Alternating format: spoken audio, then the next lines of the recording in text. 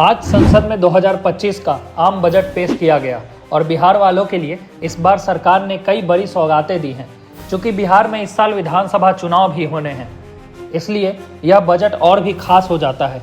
आइए जानते हैं बिहार को इस बार बजट से क्या मिला। बिहार के किसानों के लिए मखाना बोर्ड का ऐलान। अगर आप बिहार के मखाना किसानों में से हैं या इस इंडस्ट्री से जुड़े हैं तो यह आपके लिए सबसे बड़ी खुशखबरी है। Makhana board in Bihar. For this, there is a special opportunity for the people of Bihar. A Makhana board will be established in the state to improve production, processing, value addition and marketing of Makhana. The people engaged in these activities will be organized into FPOs. The board will provide hand-holding and training support to Makhana farmers and will also work to ensure they receive the benefits of all relevant government schemes. वित्त मंत्री निर्मला सीतारमण ने मखाना board बनाने का ऐलान किया है, जिससे किसानों को कई फायदे मिलेंगे। मखाना उत्पाद बढ़ेगा, प्रोसेसिंग और मार्केटिंग के लिए मदद मिलेगी, एफपीओ के रूप में किसानों को संगठित किया जाएगा, अत्याधुनिक तकनीकों से किसानों को ट्रेनिंग मिलेगी। अब बिहार का मखाना ग्लोबल ब्रांड बनने की ओर बढ़ रहा है। बिहटा में बनेगा green field airport, Patna airport होगा और बड़ा। अगर आप हवाई सफ़र करते हैं तो यह खबर आपको जरूर खुश कर देगी। बिहार में एक नया ग्रीन फील्ड एयरपोर्ट बनेगा और पटना एयरपोर्ट का विस्तार किया जाएगा। Greenfield airports will be facilitated in Bihar to meet the future needs of the state.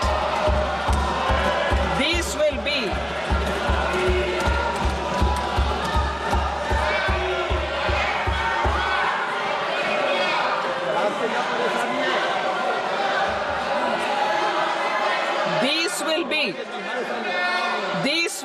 in addition to the expansion of the capacity of Patna Airport and a brownfield airport in Bihta.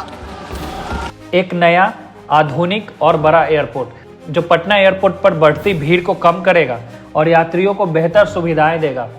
अब बिहार से सीधे उड़ानों की संख्या भी बढ़ सकती है। किसानों के लिए बड़ी सौगात, किसान क्रेडिट कार्ड की लिमिट बढ़ी। अब बिहार के किसानों को खेती के लिए और ज़्यादा लोन मिलेगा। किसान क्रेडिट कार्ड की लिमिट 3 लाख से बढ़कर 5 लाख रुपए तक कर दी गई है।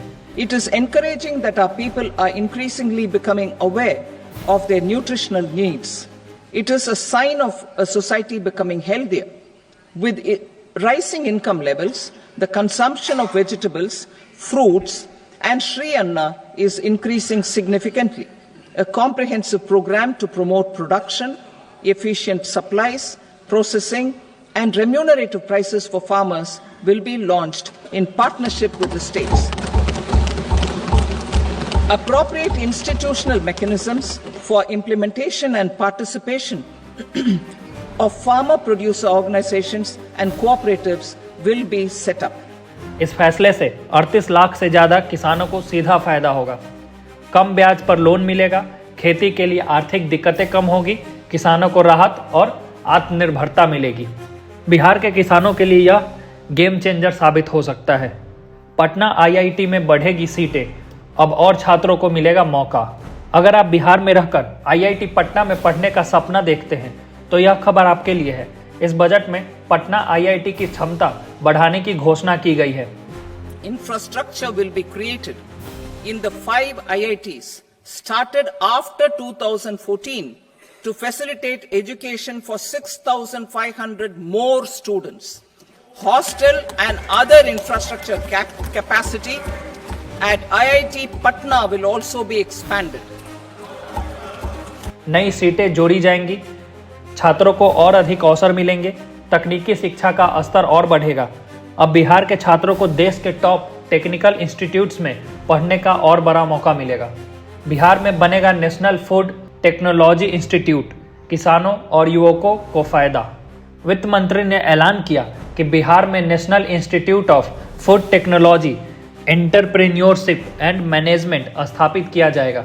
In line with our commitment towards Purvodaya, we will establish a National Institute of Food Technology, Entrepreneurship and Management in Bihar. The institute will provide a a strong fillip to food processing activities in the entire eastern region. This will result in 1. Enhanced income for the farmers through value addition to their produce, and 2. Skilling entrepreneurship and employment opportunities for the youth. किसानों के उत्पाद की गुणवत्ता बढ़ेगी, उनकी आय में बढ़ोतरी होगी, युवाओं को स्किल ट्रेनिंग और रोजगार मिलेगा। यानी यह संस्थान किसानों और बेरोजगार युवाओं दोनों के लिए फायदे का सौदा होगा। तो आइए देखते हैं बिहार को इस बजट में क्या मिला। मखाना किसानों के लिए मखाना बोर्ड, बिहटा में नया green field airport, Patna airport का विस्तार, किसान क्रेडिट कार्ड की लिमिट 5 लाख रुपए, पटना IIT में ज़्यादा सीटें, national food technology institute, Bihar के लिए गेम चेंजर बजट। दोस्तों, इस बार बजट में बिहार को बहुत कुछ खास मिला है। यह किसानों, छात्रों और इंफ्रास्ट्रक्चर को मजबूती देने वाला बजट साबित हो सकता है। अब देखने वाली बात होगी कि इन घोषणाओं पर कितना और कितनी जल्द काम शुरू होता है।